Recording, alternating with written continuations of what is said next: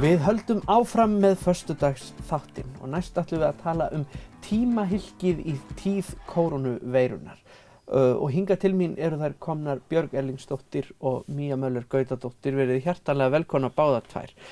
Takk fyrir. Tímahylkið í tíð kórónuveirunnar, þetta er sem sagt sýning í Safnasafninu, ekki satt? Jú, þetta er ögn lengri saga heldur en bara sýningin. Sýningin er rauninni enda punktur á lengra verkefni. Já. Já. Við byrjuðum að skrifa greinar í tímarit sem við köllum tímahylkið bara strax eftir að upp kom kórónuveiran. Já, það verið að skrifa það sem fólk heldur myndi gerast í framtíðinni. Já. Það gerði ég. Já, og við erum svo sannfærð að þessar tímar eins og svo oft hafa verið í mannkynssögunni þegar hafa verið veikindi eða miklir og erfiðir atburðir í sögu mannsins að það verða miklir breytingar á samfélaginu. Já. Þannig að okkur langaði til að skrá og skrásetja. Þannig að það er langur aðdragandi að þessu. Og nú er þá búið að safna þessari vinnu saman og afraksturinn er til sýnis í Safnasafninu. Já. Krakkarnir í leikskólanum og grunnskólanum eru búin að vera að vinna síðasta vor að alls konar verkefnum. Elstu krakkarnir voru að skoða veikindi fyrri tíma og svo voru þau að skrifa greinar í tímahylkið og gera myndir og krakkarnir í leikskólanum voru að gera sýniverk. Og þau unnu skúltúra líka með aðstoðinnar Jónnu, myndlistakonu. Já. Þannig að þetta verður allt dregið upp úr pússi okkar núna. Einmitt. Og ég veit að þú skrifaðir grein til framtíðarinnar, ekki satt? Já, það gerði ég. Og hvað skrifar maður í svoleiðis grein? Ég skrifaði bara alls konar hluti eins og að það væri til dæmis einhverjar seriós pítsur, eitthvað öðru í þessu 200 pítsum. Þó ég borða ekkert pítsur. En þú getur hugsað að borða seriós pítsu ef hún væri á boðstólnum?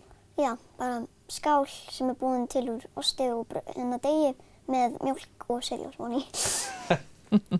Einmitt, þetta er áhugavert. Þetta er svona einhvers konar fusion eldamennska sem geti alveg orðið að veruleika í framtíðinni. Hver veit, sko.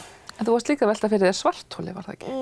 Jú, ég var að velta fyrir mér að kæmi fólk myndi fatta upp nýjar plánetur og koma með einhverja sérstakar leið svo við getum átt heima á þeim plánetum án þess að þurfa að vera í þessum búningum, geimfarabúningum, þannig bara geta andað.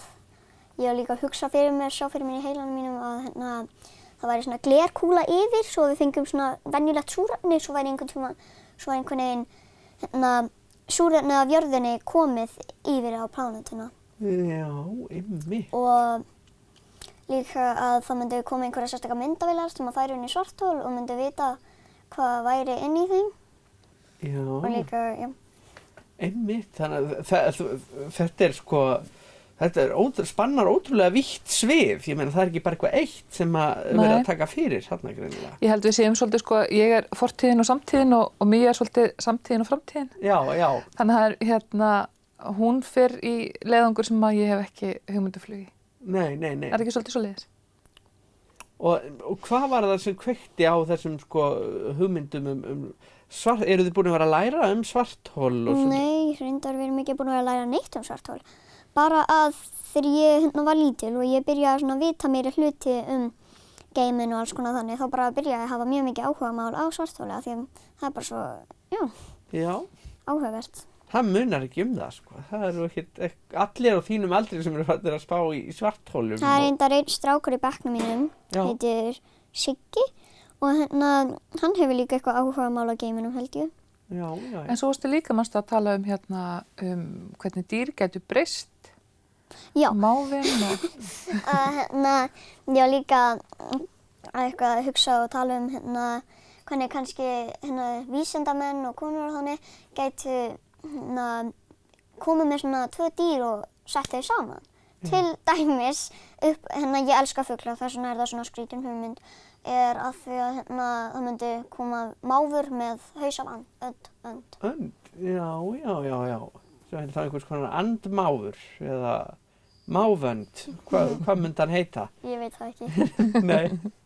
The Majestic Seagull Duck. Já. Það er svoleiðis. Það er svoleiðis. En þarna nú komið líka inn á áhugaverðan punkt við verum að hlusta á smá ensku líka. Verður íslenska til dæmis töluð? Já, til dæmis ég var bara að spá í eftir þessu 100 ár, þá gæti ég hafa lifað og orðið 109 ára, en líka ég var bara að spá í hvort að einhver hafi gleymt íslenskunni og viti ekkert hvað stóð á blaðinu. Já, einmitt. Það var mjög áhugavert. Það er að mjög mörgu að hyggja og áhugavert einmitt að festa þetta niður á blað því að þá geta sagnfræðingar framtíðarinnar borið saman sko, veruleikann þá og því sem spáð var fyrir. Já, það er eitt af því sem að kannski er svolítið að reka okkur áfram í þessum tímahelgispælingum er að við vitum að í dag er fólk ekki að skrifa bréf, það er ekki að halda dagbækur, við eigum fullt af ljósmyndum og símanum okkar sem að við geymum í einhverju skýi einhvers staðar sem við vitum ekkert hvar er og það verður áhugavert að fyrir sagnfræðinga og fræðinga framtíðarinnar að velta fyrir sér og safna heimildum hvernig lífið hefur verið á þessum miklu umbrotatímum. Að því okkur finnst við vera með þetta allt á hreinu, því við erum alla tæknina með okkur, en kannski tæknin farin að koma í bakið okkur þarna. Nei, og þess vegna erum við að búa til tímahylkið, verður raunverulegt tímahylki. Þannig að það verður safnað verkum krakkana og ýmsu sem við erum að tína til og sett í kassa sem verður geymdur á minjasafninu.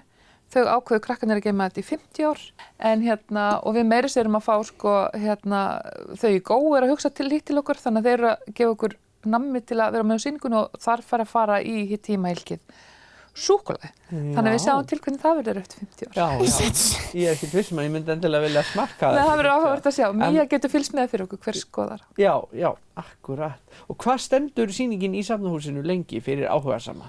Hún verður til 3. október og við gerum ráð fyrir að 2. október þá verði dagskrá þar sem við erum að fá áhugaverða fyrirlesara til að koma og vera með erindi bæði um faraldrar sem hafa verið, bara áhrifin sem eru að verða á samfélagið okkur. Og það við erum að gefa út líka 1 tímahylki viðbót, síðasta blaðið okkar, þar sem við erum að safna alls konar greinum. Einmitt. Og getur fólk lesið greinarnar? Já, þær eru aðgengilegar á heimasíðu Svalbarðsstrandarhrepps og við deilum líka á Facebook og þannig að allt blaðið er aðgengilegt þar. Þannig að við getum drifið okkur og lesið greinarnar. Já, og greinarnar 9. Við getum farið og lesið Seriós-pítsurnar og Svarthólfinn og Andamávinn. Já. Og við hvetjum þetta bara alla til þess að lesa greinarnar og skoða þetta og mæta svo sýninguna. Mæta sýningarnar og sýninguna, það er ókeypis aðgangur og eins og segið það er opið til 3. október. Hvenær verður þessi sýning? Við ætlum að opna hana á laugardaginn. Já. Boðskortið sem við vorum að skoða. Já. Spennandi, þetta er bara, við hvetjum alla til þess að mæta og bara gangi ykkur ótrúlega vel með þetta og takk fyrir að koma hérna til mín í þáttinn. Takk fyrir að taka mót okkur, segjum við það ekki? Jú.